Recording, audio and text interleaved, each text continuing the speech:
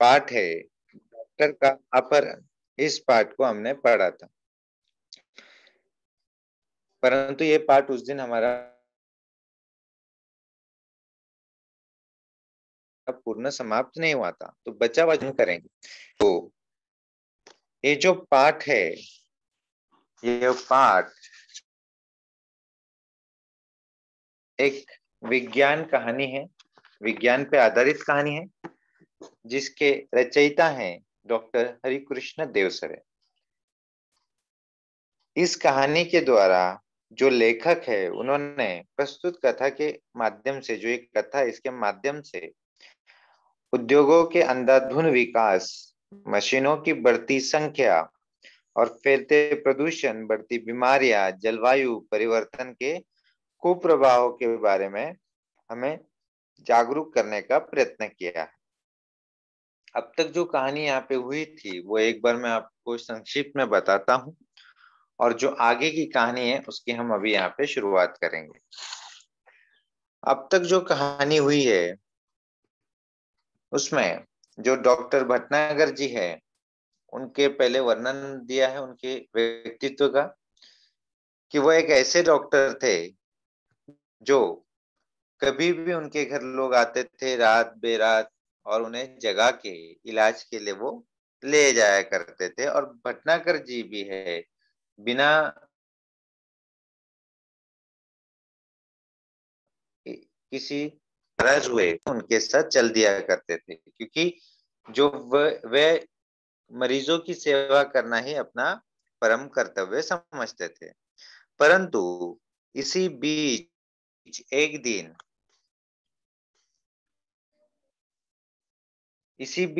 दिन उनके घर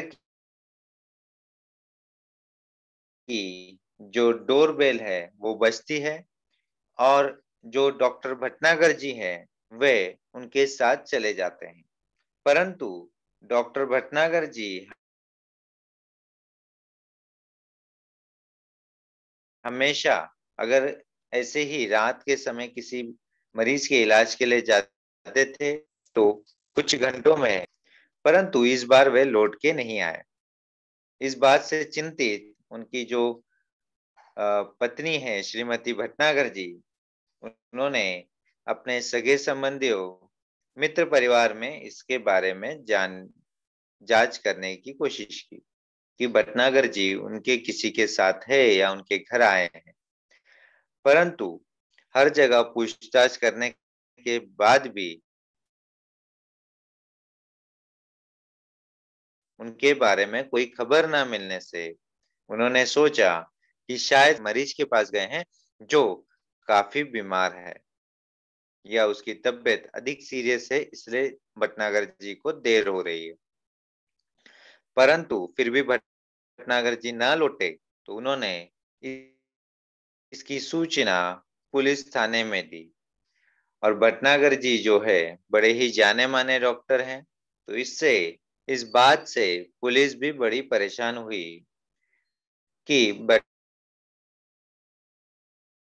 भटनागर जी का व्यक्तित्व ऐसे, तो फिर वे कहाँ है।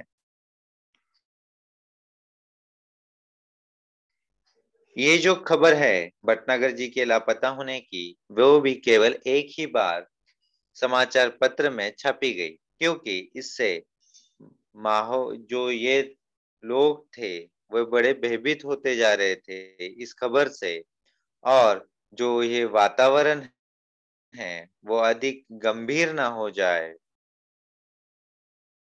डर का ना हो जाए, इस वजह से ये खबर फिर से कभी छापी नहीं गई। बाद में जो पुलिस है उन्हें भी ये डर हो चुका था कि शायद कोई डाकू का दल किसी डाकू के इलाज के लिए डॉक्टर भटनागर जी को यहाँ से ले गया होगा अपहरण करके, या कहीं इनके गाड़ी का एक्सीडेंट हो गया हो, ऐसे डर उनके मन में आने लगा। परंतु कुछ महीनों के बाद में वही गाड़ी के चक्के के पहिए के निशान, जिस दिन वो लापता हुए थे उस दिन जो चक्के के नए चक्के थे, उनके जो निशान थे पहिए के, जो नजर आए थे वैसे ही फिर से नजर आए। इस बात से जो पुलिस है वो फिर से तहकीकात में लगती है और उन्हें एक सीडी मिलती है। वो सीडी जब चालू की जाती है तो उसमें भटनागर जी की आवाज में संदेशा रिकॉर्ड किया गया होता है। और जी उसमें कहते हैं, शायद आप लोग सोच रहे होंगे कि मैं अभी मर चुका हूँ, परंतु मैं जिंदा हूँ और सही सलामत हूँ। बस आप लोगों से दूर किसी दूसरे सौरमंडल में, यहाँ से दूसरे ग्रह पे अभी मैं फिलहाल हूँ। और यहाँ पे वहाँ के जो एलियंस हैं, यहाँ के जो मनुष्य है, वो इन्हें यहाँ से ले गए हैं। और क्यों ले गए हैं? क्योंकि वहां पे एक सडन रोग आया है जिसका इलाज वो लोगों के पास नहीं है। वे लोग बहुत ही प्रगतिशील हैं, बड़ी बड़ी फैक्ट्रियां हैं, बड़े बड़े मशीनें हैं, विज्ञान में वो चरम सीमा पे पहुंच चुके हैं, परंतु वे चिकित्सा क्षेत्र में अभी तक पीछे हैं।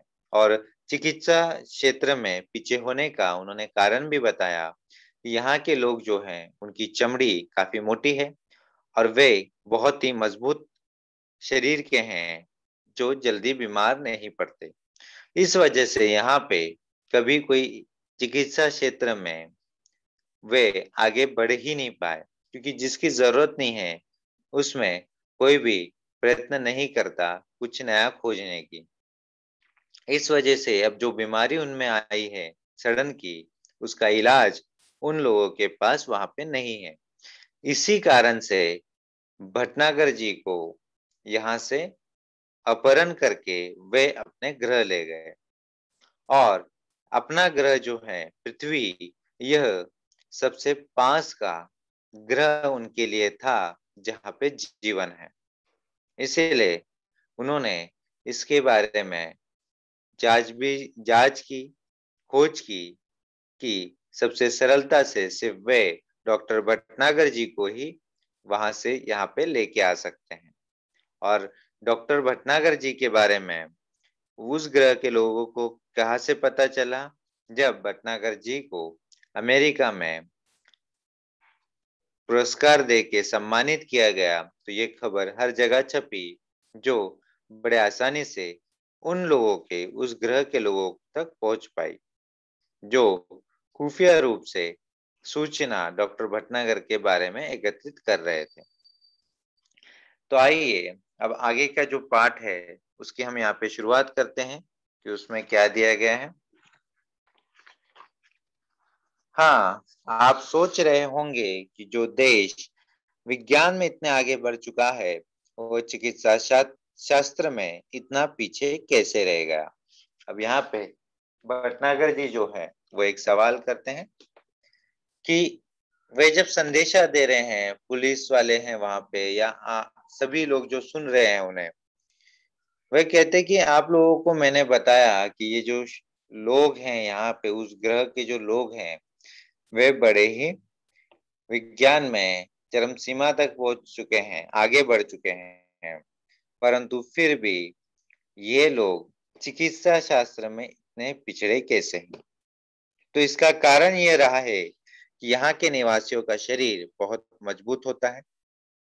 उनका शरीर जो है, वहाँ के जो मनुष्य है, मानव है या व्यक्ति है, उन लोगों का जो शरीर है वो बहुत ही मजबूत है, कठोर है। उसकी उमरी चमड़ी मोटे प्लास्टिक जैसे पदार्थ की बनी होती है। उनकी जो चमड़ी है वो एक मोटे प्लास्टिक जैसी बनी रहती है, इसलिए वो क्या है, अधिक मजबूत है। इस पर हवा, पानी या मिट्टी का कोई असर नहीं होता। उनकी जो चमड़ी है उसके ऊपर ना मिट्टी का असर होता है, ना पानी का, ना किसी चीज का असर उनके चमड़ी पे नहीं होता है। हाँ, जब ये बच्चे रहते हैं तब अवश्य ये चमड़ी नरम रहती है। जब वो बच्चे होते हैं, छोटे होते हैं, तो उस वक्त अवश्य ही इनकी जो चमड़ी है वो नरम होती है, पर रहती है, लेकिन बाद में धीरे धीरे वो सख्त हो जाती है। परंतु जिस तरीके से उनकी उम्र बढ़ते जाती है, साथ ही साथ उनकी जो चमड़ी है वो फिर से मोटे प्लास्टिक के पदार्थ में बदलने लगती है, मतलब उस प्रकार की बन जाती है। यह सब यहाँ की जलवायु का प्रभाव है। ये जो उनकी चमड़ी का बदलना, कठोर हो जाना, मजबूत शरीर होना, ये सब क्यों होता है इनके साथ? क्योंकि उनकी जलवायु उस प्रकार की है। जलवायु के प्रभाव से उनके शरीर उस प्रकार से बदल जाता है। यहाँ लोग बीमार ही नहीं पड़ते, इसलिए उन्हें चिकित्सा की जरूरत ही नहीं पड़ी। यहाँ के जो लोग थे, इनका शरीर इतना मजबूत था, चमड़ी इतनी कठोर थी कि वे कभी बीमार ही नहीं पड़े, क्योंकि उनपे ना हवा का, ना पानी का, ना मिट्टी का किसी का असर ही नहीं होता था, तो उन्हें कोई बीमारी होने का सवाल ही नहीं था। इस वजह से उन लोगों ने कभी भी इलाज करने का सोचा ही नहीं, चिकित्सा क्षेत्र में प्रयोग करने का सोचा ही नहीं। यहाँ लोग बीमार ही नहीं पड़ते, इसलिए उन्हें चिकित्सा की जरूरत ही नहीं पड़ती। और जब किसी चीज की जरूरत ना हो तो भला उसके बारे में कोई कैसे सोच सकता है। यहाँ पे लेखक क्या कहते हैं, मतलब डॉक्टर भटनागर जी लोगों से क्या कहते हैं कि जिस क्षेत्र में किस क्षेत्र में प्रगति नहीं होती है, जहाँ पे लोगों को उसकी जरूरत ही महसूस नहीं होती। क्योंकि जिस चीज की जरूरत नहीं है तो उसमें कोई भी प्रयोग करने की कोशिश नहीं करेगा। इसलिए उन लोगों ने, जब वो बीमार ही नहीं पड़ते थे, तो इस क्षेत्र में उन्होंने कुछ भी सोचा नहीं कभी। इसी कारण से ये लोग चिकित्सा शास्त्र में पीछे रह गए। तो ये एक कारण है जिस वजह से यह लोग विज्ञान में तो चरम सीमा पे पहुंच गए, परंतु केवल सिर्फ चिकित्सा शास्त्र ही एक ऐसा शास्त्र था जिसमें वो पिछड़े रह गए, वे आगे नहीं बढ़ पाए। किंतु अब इन पर मुसीबत आ गई है, जो इन पे सडन रोग लगा है इन्हें, यह एक उनके लिए मुसीबत है। और इस वजह से यहाँ पे सडन रोग रखता है। शरीर का कोई एक भाग को सड़न होते ही कुछ दिनों में इनकी मृत्यु हो जाती। तो इसका इलाज करने के लिए ही ये डॉक्टर भटनागर जी को पृथ्वी से अपने ग्रह ले गए हैं।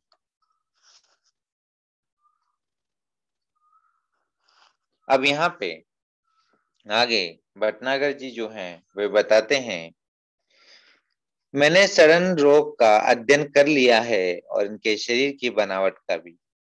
जो सड़न रोग है वो क्यों होता है, कैसे होता है, इस बारे में, उसके बारे में सभी अध्ययन कर लिए हैं। जैसे अभी फिलहाल में कोरोना हमारे यहाँ पे फैला है, पहले उसके बारे में कुछ पता नहीं था, धीरे धीरे उसका अध्ययन किया गया और उस पे वैक्सीन निकाली गई।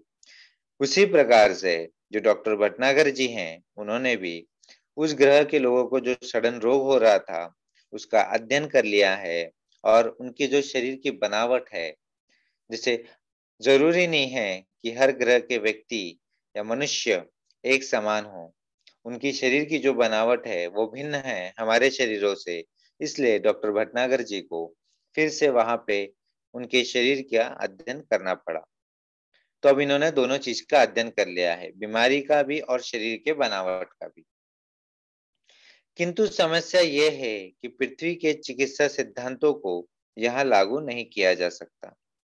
जो क्योंकि यहाँ पे क्या कह रहे हैं, जो पृथ्वी पे चिकित्सा सिद्धांत है, जो मेथड्स हैं, उन्हें उस ग्रह पे लागू नहीं किया जा सकता, क्योंकि वहां का पर्यावरण अलग है, वो रोग अलग हैं, और साथ ही साथ जो इनकी शरीर की बनावट है उस ग्रह के मनुष्य की, वह भी बड़ी भिन्न है। इस वजह से जो चिकित्सा सिद्धांत पृथ्वी पे लागू होते हैं वे वहां पे लागू नहीं किए जा सकते, उनके लिए भिन्न सिद्धांत होने चाहिए। फिर भी कोशिश कर रहा हूं, भटनागर जी आगे क्या कहते हैं कि वो सिद्धांत लागू तो नहीं किए जा सकते, फिर भी मैं कोशिश कर रहा हूं। इस घातक रोग के इलाज के लिए दवाएं बनाना है। अभी ये जो रोग है, सड़न रोग है जो इन लोगों को हो रहा है, इसके लिए वे दवाई बनाना चाहते हैं।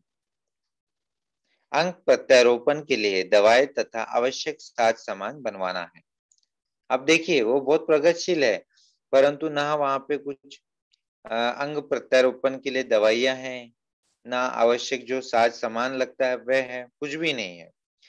तो भटनागर जी यहाँ पे कहते हैं कि मैं कोशिश कर रहा हूँ कि दवाई भी बना लूं, अंग प्रत्यारोपण के लिए भी दवाइयां बनाऊं, और साथ ही साथ जो साज सामान यानी जिसको अंग्रेजी में हम कहते हैं कि उनके इंस्ट्रूमेंट होंगे, वे सब उनको बनवाना है।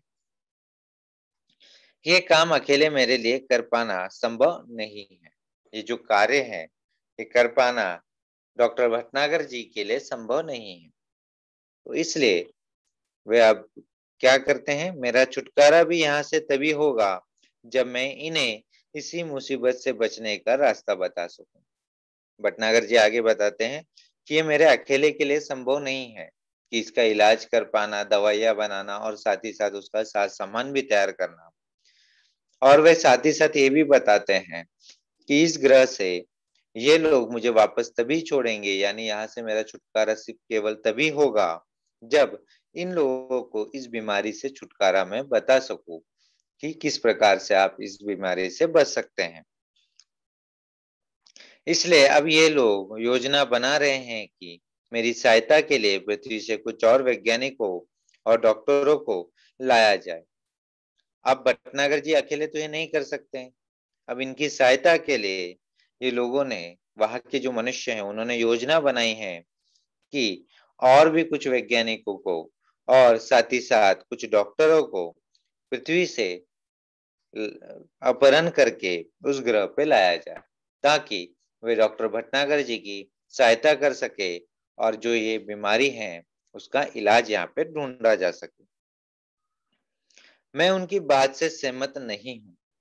डॉक्टर भटनागर जी कहते हैं ये जो योजना उन्होंने बनाई है, मैं उस बात से सहमत नहीं, मुझे ये बात पसंद नहीं है। मैं तो चाहता हूं कि ये लोग स्वयं ही सारी बातें सीख ले और अपना इलाज अपने आप करे, किंतु उन उसके लिए ये अभी तैयार नहीं है। भटनागर जी कहते हैं कि इस बात से मैं सहमत नहीं हूँ, क्योंकि भटनागर जी चाहते हैं कि ये सब चीजें ये स्वयं सीखे कि किस प्रकार से दवाइयां बनाई जाए, किस प्रकार से आवश्यक जो साज सामान है वो बनाया जाए, और ये लोग अपना इलाज स्वयं करें, किसी पे निर्भर ना रहे। परंतु वहां के जो मनुष्य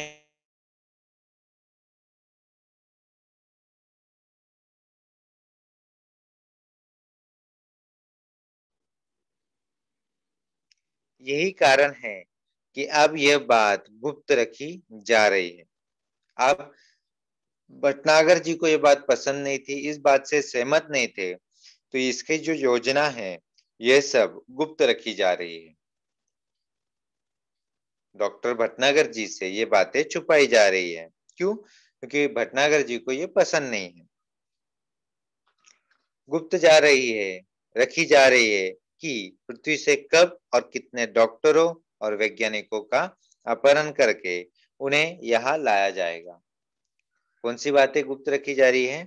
कि कब और कितने डॉक्टर और वैज्ञानिक पृथ्वी से अपहरण करके उस ग्रह पे लाए जाएंगे, ये बात को अभी इनसे छुपाया जा रहा है, डॉक्टर भटनागर जी से छुपाया जा रहा है, क्योंकि वो इस बात के लिए सहमत नहीं है कि किसी और को यहाँ पे लाया जाए, बल्कि वे चाहते हैं कि ये लोग स्वयं का इलाज स्वयं करें और खुद ही इसके इलाज में आगे बढ़े। जो भी हो, अब अगर मैं सही सलामत वापस पृथ्वी पर आना चाहता हूँ तो इनकी इच्छा के अनुसार ही आ सकता हूँ। वह फिर से कहते हैं कि अगर मैं सही सलामत आना चाहता हूँ पृथ्वी पे वापस अपने परिवार अपने देश में, तो मैं केवल तभी आ सकता हूँ जब इनकी इच्छा हो। इनकी इच्छा के अनुसार ही आ सकता हूँ, नहीं तो मैं नहीं आ सकता। इसलिए इनसे विरोध मोल लेना ठीक ना होगा। वे कहते हैं कि इनकी इच्छा के अनुसार ही मैं वापस आ सकता हूँ, इसलिए इन लोगों से, यहाँ के जो मनुष्य हैं, इनसे विरोध करना, इनके बातों का विरोध करना, ये मेरे लिए ठीक नहीं होगा। फिलहाल यह कहना कठिन है कि मैं कब आ सकूंगा। वे साथ में संदेश में कहते हैं कि फिलहाल मैं अभी ये नहीं कह सकता हूँ कि मैं कब वापस लौटूंगा, क्योंकि जब तक उनका इलाज नहीं वो कर लेते, उसके पे दवाइयां उन्हें बताते नहीं है, तब तक वे लोग उन्हें वापस पृथ्वी पे आने की अनुमति नहीं देंगे। आप लोग घबराए नहीं, मुझे यहाँ कोई कष्ट नहीं है। वे परिवार और जो लोग उन्हें सुन रहे हैं उनसे कहते हैं कि आप लोग घबराए नहीं, डरिए मत, मैं यहाँ पे ठीक हूँ, मुझे कोई कष्ट यहाँ पे नहीं है। बस मेरे आने तक आप यही समझे कि मैं इस समय विदेश यात्रा पर हूँ। वो कहते हैं कि आप लोग केवल यही बात समझते रहिए कि मैं विदेश यात्रा पे हूँ, किसी और ग्रह पे नहीं, जब तक मैं वापस लौट के नहीं आता हूँ। डॉक्टर भटनागर के इस रिकॉर्ड किए संदेश को सुनकर सभी चकित थे, सभी आश्चर्यचकित थे, क्योंकि मनुष्य सोचता है कि जीवन केवल इस पृथ्वी पर है, परंतु डॉक्टर भटनागर जी की ये बातें सुनते हुए बाकी जो लोग हैं उन्हें पता चलता है, जो ये रिकॉर्ड सुन रहे हैं, कि हमारे अलावा बहुत सारे ऐसे ग्रह हैं, ऐसे सौरमंडल हैं जिनके ग्रहों में जीवन अभी भी है, और सिर्फ केवल जीवन वहां पे नहीं है, वे लोग हमसे कहीं अधिक विज्ञान के क्षेत्र में प्रगति कर चुके हैं। इस बात का जब इन लोगों को पता चलता है तो वे ये सब सुनते ही बड़े ही आश्चर्यचकित होते हैं। कितना बड़ा रहस्य उद्घाटन भी हुआ था। रहस्य उद्घाटन मतलब ये बातें जो उन्हें पता चली थी, रहस्य का बारे में पता चला था कि आज के लिए और भविष्य के लिए भी। मतलब केवल यहाँ से ये नहीं पता चला कि बाकी ग्रहों पे लोग रहते हैं, हाँ, साथ ही साथ हमें ये भी यहाँ पे लेखक बताना चाहता है, डॉक्टर भटनागर जी, लेखक लेखक जो भटनागर जी के माध्यम से बताना चाहते हैं कि किस तरीके से उन पे आपत्ति आई, कैसे वो मुश्किलों में फंसे, क्योंकि उन्होंने मशीनें, कारखाने इस प्रकार से बढ़ाए और विज्ञान के क्षेत्र में इतनी प्रगति कर ली कि धीरे धीरे वहां पे वायु प्रदूषण, जल प्रदूषण, ये सब चीजें बढ़ती गई, और इस वजह से उनकी इतनी मोटी चमड़ी होने के बावजूद, जो प्लास्टिक जैसी चमड़ी है, फिर भी वे सड़न रोग के शिकार हुए। और वे यहाँ पे बताना चाहते हैं कि अगर मनुष्य ने, पृथ्वी पे रहने वाले मनुष्य ने भी इस बात पे ध्यान नहीं दिया, तो जल्द ही ये समय हमारे साथ भी आ सकता है, ये आपत्तियों में हम भी घिर सकते हैं। अगर इन सब से हमें बचना है तो अभी सही कदम उठाने की आवश्यकता है। अगर सही कदम आज ही हम नहीं उठाते हैं तो जल्दी एक ऐसा समय भी आएगा जब हम भी इन बीमारियों से घिर जाएंगे, और तब तक बहुत देर हो चुकी होगी। तो यहाँ पे बच्चों ये जो पाठ है ये यहाँ पे समाप्त होता है। इसके आगे इस पाठ पे आधारित जो स्वाध्याय प्रश्न है वो हम देखेंगे। निम्नलिखित परिच्छेद पढ़कर सूचनाओं के अनुसार कृतियां कीजिए। ये जो परिच्छेद है उसे हमें पढ़ना है, और उसके आधार पे जो प्रश्न दिए हैं, आकलन कृतियां दी हुई है, उसके उत्तर हमें यहाँ पे बताने हैं। कुछ महीने पहले से लेकर पहुंचने की आदत थी, और ये कौन से परिच्छेद पे आधारित प्रश्न है? कुछ महीने पहले यहाँ पे शुरुआत हुई है परिच्छेद की, और पहुंचने की आदत थी, यहाँ पे वो समाप्त होता है। आकलन कृति, आकृति पूर्ण कीजिए। यहाँ पे आकृति दी हुई है, उसे हमें पूर्ण करना है। जब घर की घंटी बजी थी, जब घर की घंटी बजी थी तो रात को लगभग 2 बजे, कितने बजे बजी थी, समय क्या हो रहा था, रात के लगभग 2 बज रहे थे। अगला देखते हैं।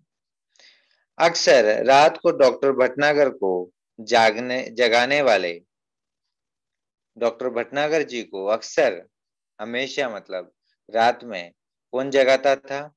अस्पताल का चौकीदार या घर बुलाकर ले जाने वाले लोग। ये दो लोग थे जो डॉक्टर भटनागर जी को अक्सर रात को जगाया करते थे। कौन कौन? अस्पताल का चौकीदार और घर बुलाकर ले जाने वाले लोग।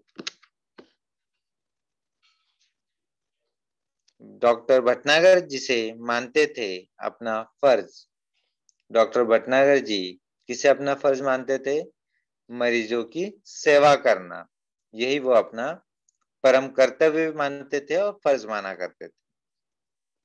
तो बच्चों, ये जो स्वाध्याय प्रश्न हम यहाँ पे अभी कर रहे हैं, इसके स्क्रीनशॉट भी आप निकालते जाइएगा जो उत्तर सहित है, ताकि आपको बाद में पढ़ने के लिए आसानी हो।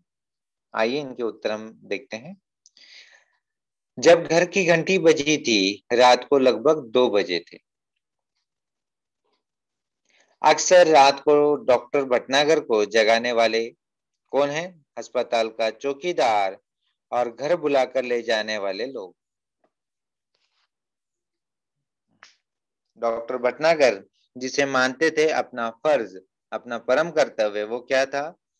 मरीजों की सेवा करना। इसे ही अपना परम कर्तव्य या अपना फर्ज माना करते थे।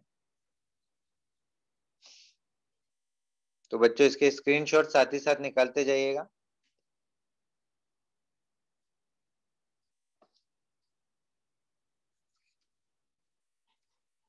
कृति 2, आकलन कृति। उपरोक्त परिच्छेद से दो प्रश्न तैयार कीजिए जिनके उत्तर निम्नलिखित शब्द हों। अब यहाँ पे हमें 2 शब्द दिए गए हैं और हमें इस प्रकार से यहाँ पे प्रश्न निर्मित करने हैं जिनके उत्तर ये 2 शब्द आने चाहिए। परंतु हमें यहाँ पे एक बात का ध्यान भी देना है, प्रश्न परिच्छेद के अंदर से ही बनने चाहिए। परिच्छेद के बाहर से अगर आप प्रश्न बना रहे हैं, चाहे वो कितने भी सही हो, उसके अंक कभी आपको मिलेंगे नहीं। तो किन बातों का ध्यान देना है? प्रश्न परिच्छेद पे आधारित हो और साथ ही साथ दिए गए शब्द ही उसके उत्तर हो। तो पहला शब्द दिया है फीस की और दूसरा है डॉक्टर भटनागर के।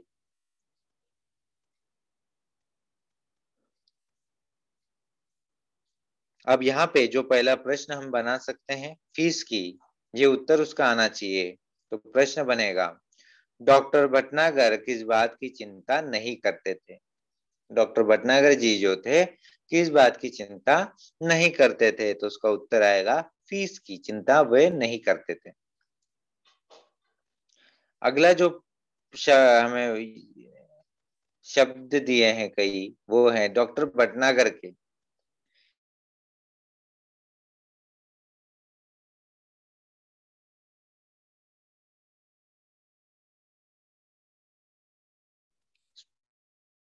पढ़ा होगा कुछ महीने पहले आपने किसके लापता होने का समाचार पढ़ा होगा?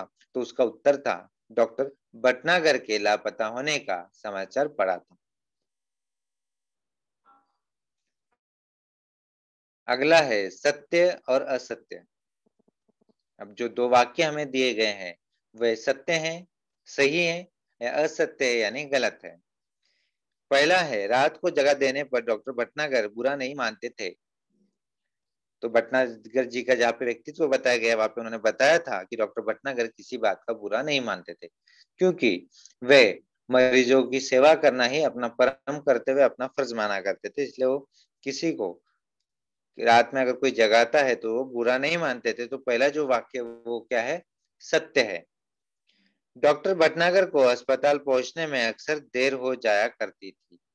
डॉक्टर भटनागर जी जो हैं, वह अस्पताल पहुंचने में अक्सर देर करते थे, ऐसा दिया है। तो ये क्या है? असत्य है, झूठ है, क्योंकि वे समय पे पहुंच जाते थे। तो आइए उत्तर के साथ इनके देखते हैं। पहला प्रश्न बनता है, डॉक्टर भटनागर किस बात की चिंता नहीं करते थे? वो थी फीस की। दूसरा है, कुछ महीने पहले आपने किसके लापता होने का समाचार पढ़ा होगा? वो था डॉक्टर भटनागर के। और पहला वाक्य था सत्य, यानी रात को जगह देने पर डॉक्टर भटनागर बुरा नहीं मानते थे। और दूसरा है, डॉक्टर भटनागर को अस्पताल पहुंचने में अक्सर देर हो जाया करती थी, ये असत्य है।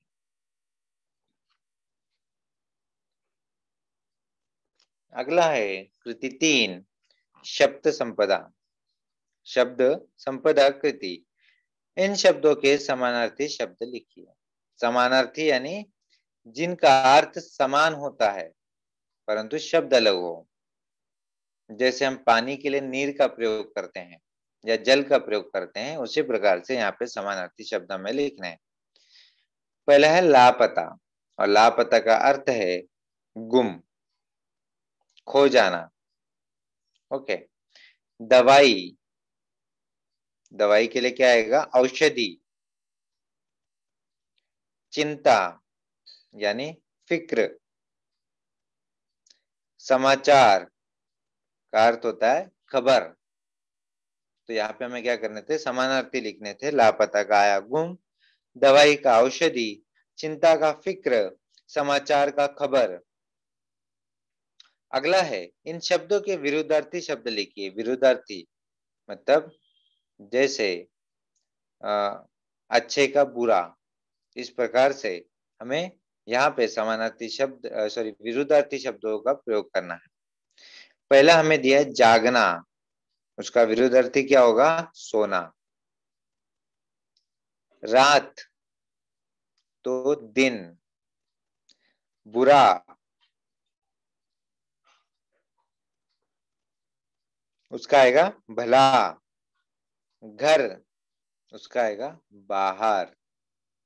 तो इस प्रकार से यहाँ पे हमने समानार्थी और विरुद्धार्थी शब्द देखे शब्द संपदा में। आइए अगला प्रश्न की ओर बढ़ते हैं। सोमत अभिव्यक्ति, और सोमत अभिव्यक्ति जो होती है, मैंने आपको पहले भी बताया है कि सोमत अभिव्यक्ति का अर्थ होता है सोमत यानी खुद का जो मत है। ठीक है, आपके जो विचार है वह आपको लिखने हैं। किसी भी एक विषय आपको दिया जाएगा, उस पे 6 से 10 पंक्तियों के बीच बीच में आपको वहां पे उस आपके विचार प्रकट करने हैं।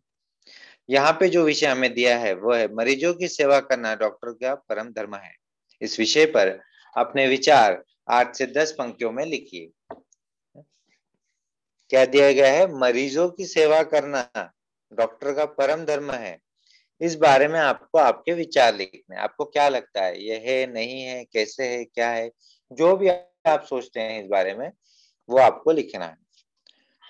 परंतु कभी भी यहाँ पे ध्यान दीजिएगा, आपके जो उत्तर होंगे यहाँ पे वह थोड़े पॉजिटिव होने जरूरी है। चलिए तो हम देखते हैं किस प्रकार से हम यहाँ पे सोमत अभिव्यक्ति लिख सकते हैं, उत्तर लिख सकते हैं। मरीजों की जांच करके उनका उचित उपचार करना डॉक्टर का काम। मरीजों को अपने डॉक्टर पर भरोसा होता है कि वे उसका उचित उपचार कर उसे स्वस्थ करेंगे। डॉक्टरों को मरीज की अपेक्षा पर खरा उतरना चाहिए। डॉक्टरों को मरीज की अपेक्षा पर खरा उतरना चाहिए। जो डॉक्टर मरीजों के साथ आत्मीयता का व्यवहार करते हैं, उनकी सुचारू रूप से चिकित्सा करते हैं, मरीज उन्हें हमेशा याद रखते हैं। डॉक्टरों का काम चिकित्सा के माध्यम से मरीज की सेवा करना होता है। अच्छे डॉक्टर अपने इस कर्तव्य के प्रति जागरूक होते हैं। उनके लिए रात दिन कोई माने नहीं रखता। वे समर्पित भाव से मरीजों की सेवा करते हैं। तो इस प्रकार से हम अपना सोमत अभिव्यक्ति मरीजों की सेवा करना डॉक्टर का परम धर्म, इस पे अपने विचार हम प्रकट कर सकते हैं। जरूरी नहीं है कि आपको उत्तर ऐसे ही लिखना है। आप आपके उत्तर में और कुछ बातें यहाँ पे जोड़ सकते हैं जो आपको सही लगे, या शायद आपके विचार अगर भिन्न हो तो आप वो भी यहाँ पे लिख सकते हैं।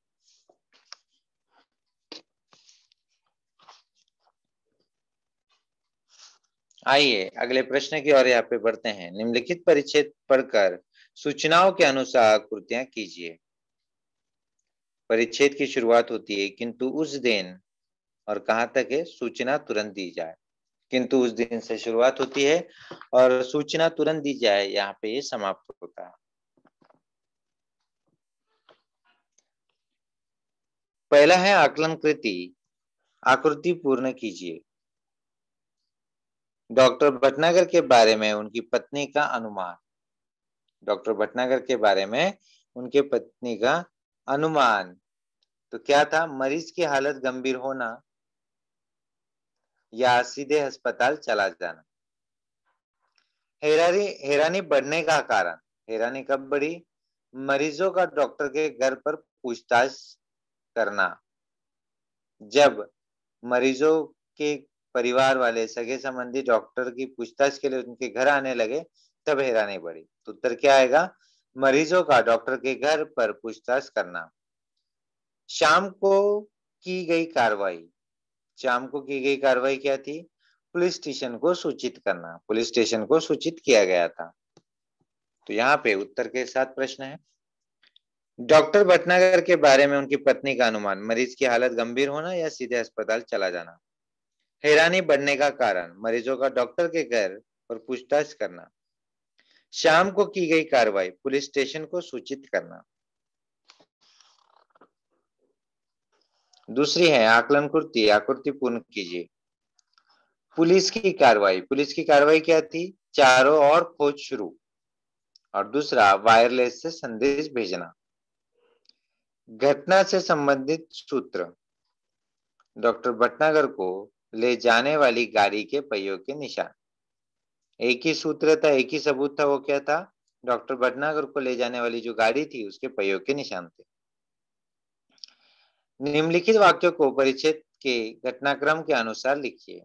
अब कुछ वाक्य हमें दिए गए हैं, उसको हमें क्या करना है? क्रमबद्ध करना है। जो परिच्छेद में जिस क्रम से आए हैं उसी अनुसार हमें उसको लिखना है। पहला वाक्य हमें दिया गया है, उन्हें लेने कोई गाड़ी आई थी। दूसरा, उन्होंने मित्रों तथा कुछ अन्य संबंधियों से को फोन किया था। तीसरा, चारों ओर खोज शुरू हो गई। और चौथा, डॉक्टर भटनागर का इस तरह गायब होना पुलिस के लिए हैरानी का कारण बन गया था। अभी हमें क्या करना है? इसको घटनाक्रम जो परिच्छेद में दिया गया उस प्रकार से लिखना है। तो पहले सबसे पहले क्या आएगा? उन्होंने मित्रों तथा कुछ अन्य संबंधियों को फोन किया। दूसरा आएगा, डॉक्टर भटनागर का इस तरह गायब हो जाना पुलिस के लिए हैरानी का कारण बन गया। तीसरा, चारों ओर खोज शुरू हो गई। और चौथा, उन्हें लेने के लिए कोई गाड़ी आई थी। इस प्रकार के प्रश्नों के उत्तर लिखते समय या कोई भी प्रश्न के जब आप उत्तर लिखते हैं तो परिच्छेद को अवश्य ही ध्यानपूर्वक एक बार पढ़ लीजिएगा। आइए उत्तर के साथ एक बार देखते हैं। पुलिस की कार्रवाई, चारों ओर खोज शुरू, वायरलेस से संदेश भेजना, घटना से संबंधित सूत्र, डॉक्टर भटनागर को ले जाने वाली गाड़ी के पहियों के निशान। और क्रमबद्ध तरीके से हमने लिखे हैं इन्हें। उन्होंने मित्रों तथा कुछ अन्य संबंधियों को फोन किया। डॉक्टर भट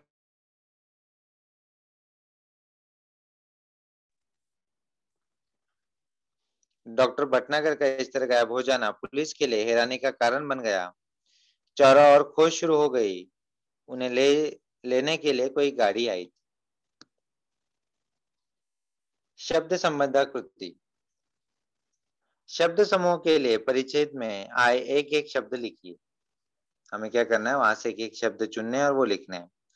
जिसे चिकित्सा करने का अधिकार प्राप्त हो। जिसे चिकित्सा करने का अधिकार प्राप्त हो कौन है? वो डॉक्टर। जहां चिकित्सा करवाने के लिए मरीज भर्ती होते हैं उसे क्या कहते हैं? अस्पताल। निम्नलिखित शब्दों का वचन बदल कर लिखिए। वचन बदलना है। एक वचन, बहुवचन। कार तो आएगा कारें। गाड़ी का आएगा गाड़ियां। पहिया, पहिए। ट्रक, ट्रकें। निम्नलिखित वाक्यों के कारण रेखांकित कर उनके नाम और चिन्ह लिखिए। कारक जो है यहाँ पे हमें कारक को रेखांकित करना है, उसके नाम और चिन्ह लिखना है। अजीब शंकाओं से परेशान हो उठा से करण कारक। आपने ये पढ़ा होगा, कर्ता ने कर्म को करण से, तो उसी पे आधारित है ये। चिन्ह, उसके कारक हमें बताने हैं और साथ ही साथ उनके नाम बताने हैं। तो पहला है से, वो है करण कारक। है मानव मुझे क्षमा कर, मैं पृथ्वी से बहुत दूर जा चुका हूं। तो है संबोधन कारक और से फिर से संबंध कारक। यहाँ पे संबंध बता रहा है इसलिए ये संबंध कारक। उत्तर के साथ यहाँ पे है जिसे चिकित्सा करने का अधिकार प्राप्त हो डॉक्टर, जहाँ चिकित्सा करवाने के लिए मरीज भर्ती होते हैं उसे अस्पताल। वचन जो बदले थे हमने, कार कारें, गाड़ी गाड़ियां, पहिया पहिए, ट्रक ट्रके, और कारक बताते हुए उसके नाम बताने थे। से करण कारक, है संबोधन कारक, और फिर से जहाँ पे संबंध बताया जाता है वो होता है संबंध कारक। अंतिम प्रश्न, सोमत अभिव्यक्ति। परिवार के किसी व्यक्ति के अचानक गुम हो जाने पर घर के लोगों की बेचैनी के बारे में आपके विचार लिखिए। विषय क्या है, परिवार में किसी व्यक्ति का अगर कोई अचानक लापता होता है, गुम हो जाता है, तो उस पे बेचैनी जो होती है परिवार के लोगों की, उसके बारे में आपके विचार आपको यहाँ पे लिखना है। तो किस प्रकार से हम यहाँ पे उत्तर लिख सकते हैं? परिवार के किसी व्यक्ति के अचानक गुम हो जाने पर घर के लोगों की हालत बुरी हो जाती है। उनके मन में तरह तरह के शंकाएं उत्पन्न होती है। जहां भी उस व्यक्ति के होने की संभावना हो सकती है, वहां से जानकारी पाने की व्यवस्था की जाती है। उसके मित्रों और रिश्तेदारों के से उसके बारे में पूछताछ की जाती है। जब उसके बारे में पता लगाने के सारे प्रयास निष्फल हो जाते हैं, तो अंत में पुलिस को सूचित किया जाता है। इस दौरान घर के लोगों का बुरा हाल होता है।